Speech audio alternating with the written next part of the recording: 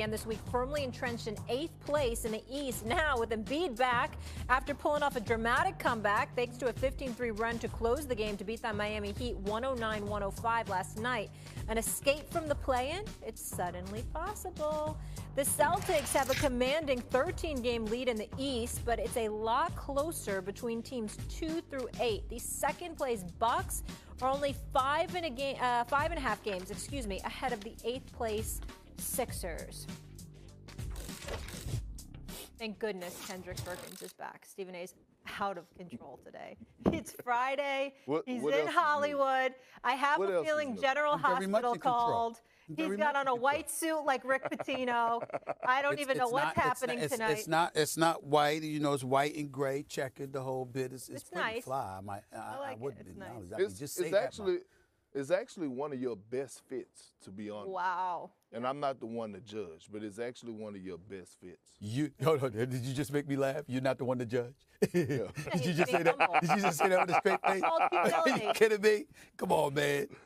Let's go. Okay, guys, let's talk about this because I didn't know Joel Embiid was coming back this week. Then all of a sudden he's back. It's pretty exciting. Outside of the Celtics, the East, it feels like it's wide open. So, Perk, bigger threat in the East. Is it the Sixers or is it the Heat?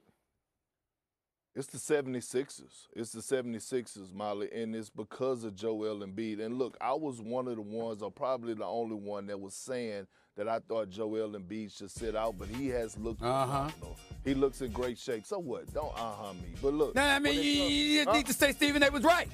You need to say Stephen A was right. About what? I said I don't give a damn how many minutes he could give you. You put that man back on the floor. If he said he could give you 20 minutes, he could give you 2 weeks. Take it. That's what I said. Okay, so let me ask you a question. Are you going to be the same one that if he don't produce like he should produce in the postseason and they don't make it to the conference finals and if they make it to the postseason and get bounced, are you going to be one of the ones to give him a pass? Because he came back? I'm bringing tears to my eyes.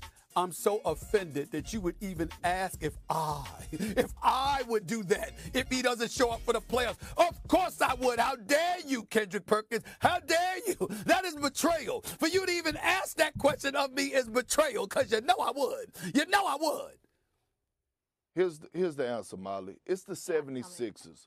And I understand, right, Jimmy Butler, playoff Jimmy, is a real thing. But the Miami Heat So here is the thing.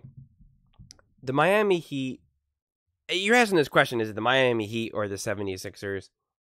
The 76ers are one of the biggest threats in the entire NBA right now, and definitely the East. Let's not just reduce it between the Heat or the 76ers, because with each game and with each passing day, Joel Embiid is going to continue to get better and better and better. And more healthy, more conditioned.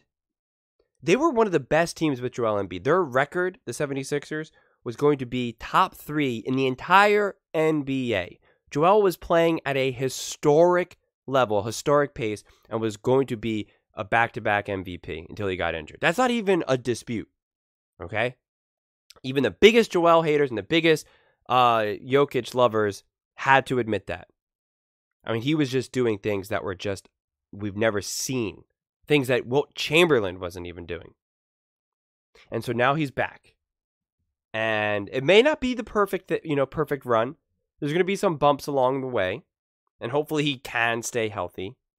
But I've been saying that he absolutely needs to play. And that this is going to be a good thing for him. Because now he should, in theory, be the healthiest he's ever been going into the playoffs.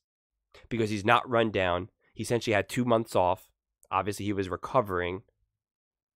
But he should enter the playoffs now the healthiest he's ever been. And that's great.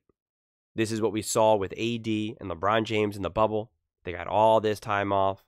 And then they were able to use that to compete. AD obviously being injury prone. And LeBron just being older. And it ended up being a huge difference maker for them. And so this is what will help the 76ers and Joel Embiid. So if you're the Knicks, you should be scared. The Cavaliers, you should be scared. Miami Heat, you should be scared. If you're the Bucks, you should be scared. The Bucks can't even beat the Wizards. And the Celtics should be scared. Because the truth is, the Celtics haven't done anything either. Everybody wants to talk about the Sixers not doing anything. The Celtics have the better team over the years. They have the more complete team. Better coaching.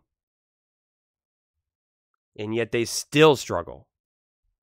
So, the Sixers are going to be for real. Joel Embiid is legit. No one wants to face Joel Embiid. No one. They all respect him around the league. Only the fans seem to have these mixed feelings about Joel Embiid. But the players, the legit big-time players, Steph Curry, KD, LeBron James. LeBron James says that Joel Embiid is the most unstoppable player in the NBA right now.